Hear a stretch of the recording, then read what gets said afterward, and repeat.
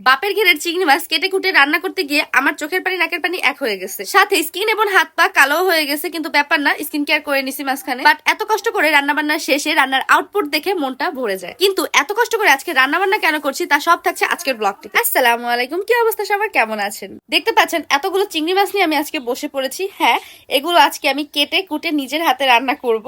আর এগুলো হচ্ছে আমার বাবার ঘেরের চিংড়ি মাছ। বাবা তার ঘের থেকে এই চিংড়ি মাছগুলো ধরে এনেছে। মাছগুলো এনেই বাবা আমাকে ডাক দেয় যে দেখো কতগুলো মাছ এনেছি। মানে বাসায় কোনো মাছ আনলে কাটা কোটার আগে বাবা আমাদেরকে দেখাতে খুব ভালোবাসে, জানি না কেন, বাট বাবা এটা খুব পছন্দ করে আমার ছোটবেলা থেকেই। তো আজকে ভাবলাম একদম নিজের হাতে মাছগুলো কেটে কুটে রান্না করে তারপর খাওয়াবো বাবাকে। তো বসে পড়লাম একদম ঘরের বাঙালি মেয়েদের মতো মাছ কাটতে। অন্যান্য মাছের থেকে কিন্তু চিংড়ি মাছ কাটাটা খুবই সহজ। আর এদিকে আমি কথা বলতে বলতে আমার মাছ কেটে কুটে ধুয়ে নেওয়া কমপ্লিট। এন্ড এই চিংড়ি মাছের যে পাগুলো থাকে না, এগুলো কার কার পছন্দ একটু কমেন্ট করে জানাবেন। আমার তো এই পাগুলো খেতে খুবই ভালো লাগে। তো এদিকে মাছ রান্না করার জন্য যে মশলাগুলো লাগবে এগুলো সব আমি একসাথে নিয়ে নিয়েছি। আমি একদম আমার নতুন স্টাইলে চিংড়ি মাছটা আজকে রান্না করছি। এটাকে মালাইকারিও বলা যায়, আবার মশলা চিংড়ি মাছও বলা যায়, কি নাম দেবো নিজেও জানি না। আর এগুলোকে এখন আমি পাটায় বেটে নিব। ব্লেন্ডারে এগুলোকে পেস্ট করে নেওয়া যায়, তবে পাটায় বেটে নিলে এই মশলার স্বাদ অনেক বেশি হয়। এদিকে আমি চিংড়ি মাছগুলোকে আগেই হলুদ মরিচ আর লবণ দিয়ে একটু হালকা করে মাখিয়ে নিয়েছি। এরপর হালকা তেলে চিংড়ি মাছগুলোকে ভালো করে ভেজে নিব। চিংড়ি মাছগুলোকে আমি একদম হালকা করে ভেজে নিব, বেশি ভাজলে কিন্তু চিংড়ি মাছগুলো রাবারি হয়ে যায়। এদিকে চিংড়ি মাছগুলো ভাজা হতে হতে আমি অন্যদিকে একটু পোলাওয়ের জন্য পেঁয়াজ ভেজে নিচ্ছি।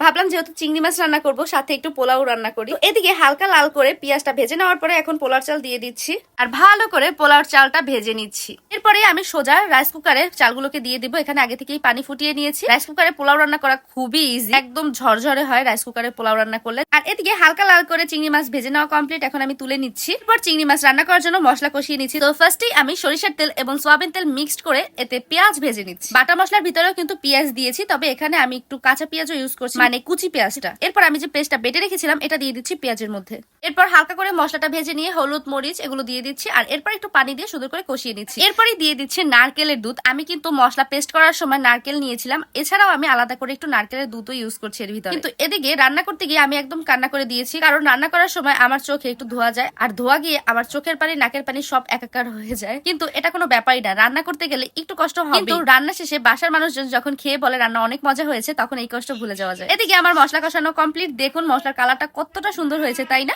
এরপর আমি একে একে চিংড়ি মাছগুলোকে দিয়ে দিচ্ছি। মশলায় চিংড়ি মাছগুলোকে একটু নেড়ে চেড়ে ভেজে এরপরে আমি পানি দিয়ে দিচ্ছি আর পানি দিয়ে ঢেকে দিচ্ছি। কিন্তু এদিকে রান্না করতে গিয়ে আমার তো স্কিনের অবস্থা একদম খারাপ। স্কিনের এই হাল দেখে তো একদম টেনশনে পড়ে গেলাম, কিন্তু সাথে সাথে ভাবলাম যে একটু স্কিন কেয়ার করে নেওয়া যাক রান্না হতে হতে। এন্ড চলে এলাম স্কিন কেয়ার করতে। আর আমার আজকে একটি সিক্রেট আমি বলে দিচ্ছি, আমার আজকালকার রেগুলার স্কিন কেয়ার রুটিন এর এই একমাত্র প্রোডাক্ট হচ্ছে এই সোপ। এই সোপটি আমার ইউজ করা একটা বেস্ট স্যাফরন সোপ। এন্ড সোপটি আমি নিয়েছিলাম অ্যাডোরা ফ্যাশন থেকে। সোপটি সম্পূর্ণ অর্গানিক উপাদান দিয়ে তৈরি। এতে আছে গট মিল্ক, স্যাফরন, গ্লিসেরিন, 7 ধরনের তেল, এছাড়াও আরো অনেক অনেক উপাদান। এটা ত্বকের উজ্জ্বলতা বৃদ্ধি করে, স্কিনকে করে টান টান, স্কিনে ব্রনের দাগ কিংবা মেস্তার দাগ যে কোনো দাগকে দূর করে দেয়। সোপটি মুখের পাশাপাশি ফুল বডিতেও ইউজ করা যায়। আমি তো আজকাল মুখের পাশাপাশি হাত পায়েও এই সোপটি ইউজ করছি। দেখা যায় আমরা ফেসে স্কিন কেয়ার করতে করতে আমাদের হাত পা কিছুটা কালো থেকে যায়, তাই এই সোপটি ইউজ করে হাত পা এবং ফেসের শেড একদম সিমিলার করা পসিবল। এন্ড দেখতেই পাচ্ছেন সোপটি ইউজ করার সাথে সাথে আমার স্কিনটা কতটা ফ্রেশ লাগছে। আচ্ছা অনেক হলো স্কিন কেয়ার, এখন ফিরে আসলাম আবার রান্নায়। মাছে যে পানি দিয়েছিলাম তা একদম শুকিয়ে গিয়েছে আর এর সাথে চিংড়ি মাছ রান্না কমপ্লিট। আর এদিকে যে রাইস কুকারে পোলাও বসিয়েছিলাম সেই পোলাও রান্নাও কিন্তু একদম কমপ্লিট। এখন আমি মাটির বাসনে একটু সুন্দর করে পোলাও আর মাছ সাজিয়ে নিচ্ছি। আমি যেদিন এই রান্নাটা করেছিলাম সেদিন বাইরে বৃষ্টি হচ্ছিল,